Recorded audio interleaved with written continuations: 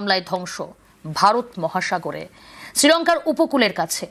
অনেকেরই প্রশ্ন, আমেরিকার মিত্র শক্তি ভারত, আর সেই ভারত ছেড়ে যাওয়ার পথেই ইরানের রণতরী ধ্বংস করে দিল আমেরিকা। এতে কি অনেকেই ভারতের দিকে আঙুল তোলার সুযোগ পেয়ে গেল না?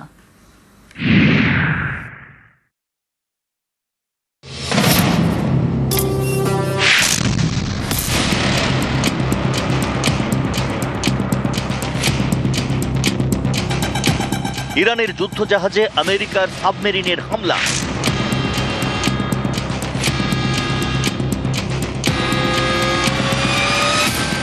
ভারতের জোরগোড়ায় যুদ্ধ। বুধবার ভারত মহাসাগরে ধ্বংস আইরিস ডেনা। ভারতের পড়শি দেশ শ্রীলঙ্কার গল উপকূলের কাছেই হামলা চালায় আমেরিকা।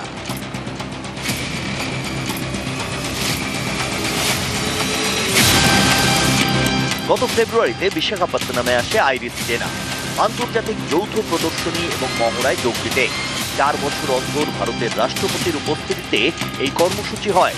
মহড়া শেষে ইরানের যুদ্ধজাহাজটি ফিরে যাচ্ছিল, সেই সময়েই ভারত মহাসাগরে হামলা।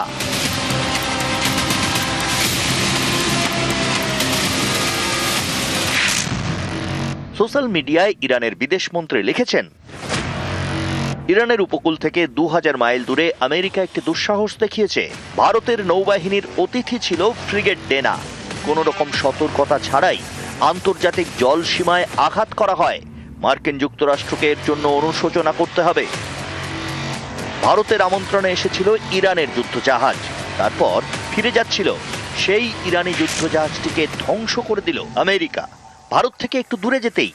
এতে কি ভারতের দিকে অনেকে আঙুল তোলার সুযোগ পেয়ে গেল?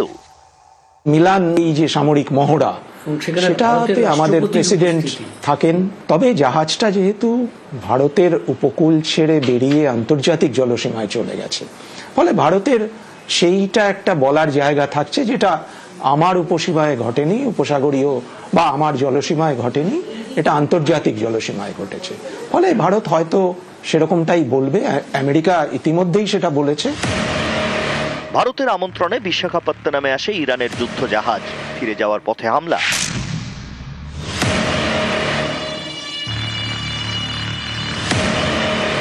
অনেকেরই প্রশ্ন, ইরানের এই যুদ্ধজাহাজটি তো পশ্চিম এশিয়ায় চলা যুদ্ধে যুক্ত নয়।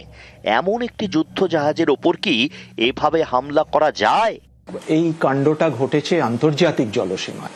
ভারতের সার্বভৌমত্ব নিয়ে হয়তো এক্ষুনি চিন্তার তেমন কিছু নেই, কিন্তু সামরিক দিক থেকে উদ্বেগের একটা কিন্তু ব্যাপার থেকেই যাচ্ছে। ভারত আমেরিকার যে সামরিক সহযোগিতা, সেটা কিন্তু গত প্রায় 2.5 দশক ধরে চলছে। ফলে এই একটা ঘটনার কারণে যে সামরিক সহযোগিতা খুব বেশি বিঘ্নিত হবে এরকমটা মনে করার কোনো কারণ নেই।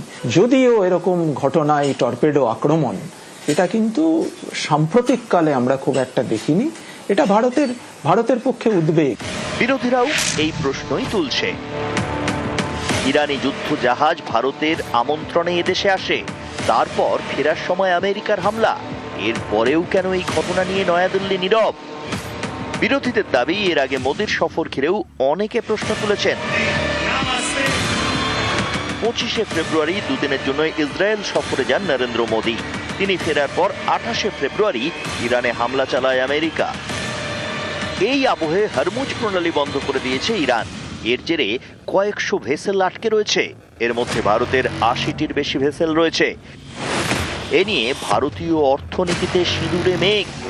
হরমুজ প্রণালী যদি দীর্ঘদিন বন্ধ থাকে, তাহলে কিন্তু ভারতের অর্থনীতিতে এর একটা বিরাট প্রভাব পড়বে। পশ্চিম এশিয়া থেকে আমরা যে তেল আমদানি করি বা আমাদের যে সব রপ্তানি পশ্চিম এশিয়ায় যায়, সেটা কিন্তু মূলত হরমুজ প্রণালী দিয়েই যায়।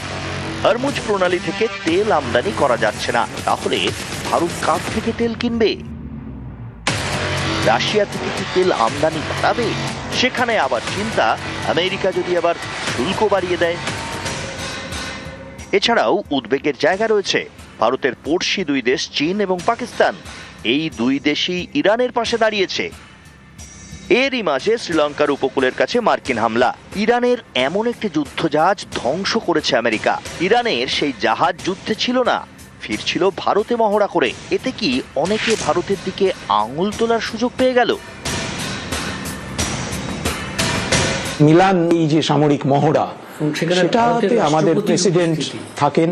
তবে জাহাজটা যেহেতু ভারতের উপকূল ছেড়ে বেরিয়ে আন্তর্জাতিক জলসীমায় চলে গেছে, ফলে ভারতের সেইটা একটা বলার জায়গা থাকছে, যেটা আমার উপসীমায় ঘটেনি, উপসাগরীয় বা আমার জলসীমায় ঘটেনি, এটা আন্তর্জাতিক জলসীমায় ঘটেছে। ফলে ভারত হয়তো সেরকমটাই বলবে, আমেরিকা ইতিমধ্যেই সেটা বলেছে। নিউজ 18 বাংলা।